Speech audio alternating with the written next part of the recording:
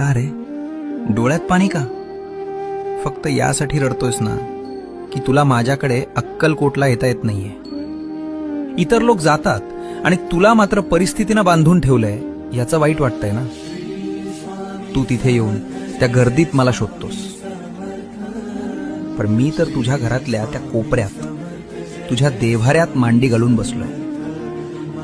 बाळा, मंदिरात मी राजा म्हणून बसलोय, लोकांचं गाऱ्हाणं ऐकायला. पण तुझ्या घरात मी बाप म्हणून वावरतोय, तुला सांभाळायला. मग राजाच्या दरबारात जाणं महत्वाचं की बापाच्या मांडीवर बसणं महत्वाचं? त्यामुळे अक्कलकोटला येता येत नाही याची खंत करू नकोस. आत्ता याच क्षणी डोळे मिट आणि बघ, मी तुझ्या समोर उभा नाहीये, तर मी तुझ्या आत बसलोय.